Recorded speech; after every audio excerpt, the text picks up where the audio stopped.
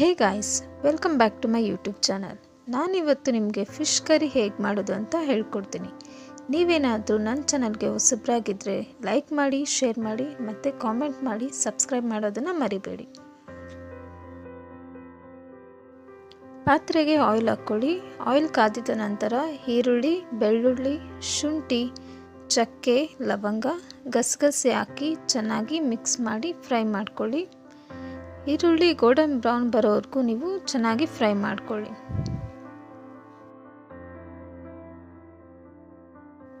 ಈರುಳ್ಳಿ ಬೆಂದ ನಂತರ ಸ್ವಲ್ಪ ಟೊಮೆಟೊ ಹಾಕಿ ನೀವು ಚೆನ್ನಾಗಿ ಮಿಕ್ಸ್ ಮಾಡ್ಕೊಳ್ಳಿ.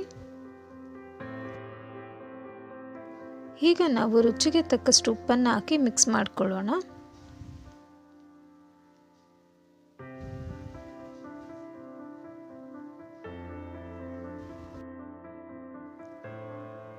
ನಂತರ ನಾವು ಇದಕ್ಕೆ ಕಾಯಿ ತುರಿ ಮತ್ತು ಕೊತ್ತಂಬರಿ ಸೊಪ್ಪನ್ನು ಹಾಕಿ ಚೆನ್ನಾಗಿ ಮಿಕ್ಸ್ ಮಾಡ್ಕೊಳ್ಳೋಣ.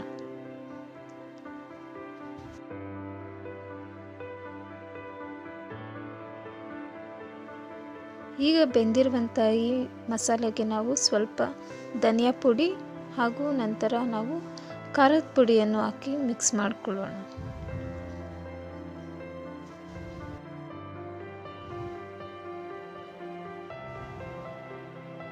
ಈಗ ನಾವು ಸ್ವಲ್ಪ ಅರಿಶಿನ ಹಾಕಿ ಚೆನ್ನಾಗಿ ಮಿಕ್ಸ್ ಮಾಡ್ಕೊಳ್ಳೋಣ. ಈಗ ಫಿಶ್ ಕರಿ ಮಾಡೋದಕ್ಕೆ ಮಸಾಲ ರೆಡಿಯಾಗಿದೆ. ಇದನ್ನು ನಾವು ಆರಿದ ನಂತರ ಗ್ರೈಂಡ್ ಮಾಡ್ಕೊಳ್ಳೋಣ. ನೋಡಿ, ನೆಕ್ಸ್ಟ್ ನಾವು ಒಂದು ಪಾತ್ರೆಗೆ ಎಣ್ಣೆ ಹಾಕಿ ಕಾದಿದ ನಂತರ ಸಾಸಿವೆ, ರುಬ್ಬಿಕೊಂಡಿರುವಂಥ ಮಸಾಲೆಯನ್ನು ಹಾಕಿ ಚೆನ್ನಾಗಿ ಮಿಕ್ಸ್ ಮಾಡ್ಕೊಳ್ಳೋಣ.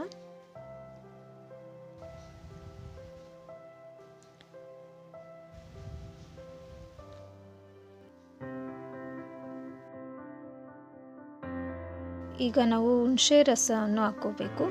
ಇದು ಬಂದು ಮೇನ್ ಇಂಗ್ರೀಡಿಯೆಂಟ್, ಸೊ ದಟ್ ನಮಗೆ ಹುಳಿ ತುಂಬ ಚೆನ್ನಾಗಿ ಸಿಗುತ್ತೆ. ನಂತರ ನಾವು ರುಚಿಗೆ ತಕ್ಕಷ್ಟು ಉಪ್ಪನ್ನು ಹಾಕಿ ಚೆನ್ನಾಗಿ ಕುದಿಯೋದಕ್ಕೆ ಬಿಡೋಣ.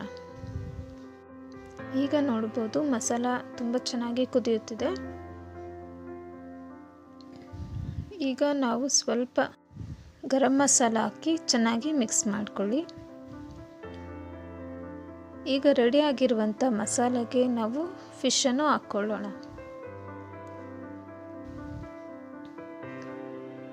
ಈ ರೀತಿಯಾಗಿ ಒಂದೊಂದೇ ಫಿಶ್ನ ಸಪ್ರೇಟಾಗಿ ಸೈಡ್ಸಲ್ಲಿ ಹಾಕ್ಕೊಳ್ಳಿ.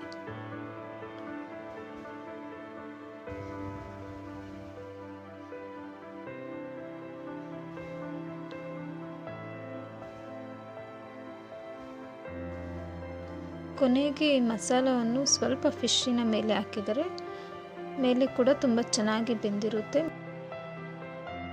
ಲಿಡ್ ಕ್ಲೋಸ್ ಮಾಡಿ 10ರಿಂದ 15 ನಿಮಿಷ ಕುದಿಯೋದಕ್ಕೆ ಬಿಟ್ಟರೆ ಫಿಶ್ ಮಸಾಲ ತುಂಬ ಚೆನ್ನಾಗಿ ರೆಡಿಯಾಗಿರುತ್ತೆ. ಕೊನೆಗೆ ನಾವು ಕೊತ್ತಂಬರಿ ಸೊಪ್ಪನ್ನು ಮೇಲೆ ಗಾರ್ನಿಷ್ ಮಾಡಿಕೊಂಡ್ರೆ ಫಿಶ್ ಮಸಾಲ ಸವಿಯಲು ಸಿದ್ಧ. ನೋಡ್ಬೋದು, ತುಂಬ ಚೆನ್ನಾಗಿ ಆಗಿದೆ ಫಿಶ್ ಮಸಾಲ. ನೀವು ಈ ಫಿಶ್ ಮಸಾಲಾನ ಮನೇಲಿ ಟ್ರೈ ಮಾಡಿ ಕಾಮೆಂಟಲ್ಲಿ ತಿಳಿಸಿ ಹೇಗೆ ಬಂದಿದೆ ಅಂತ. Thanks for watching my vlog.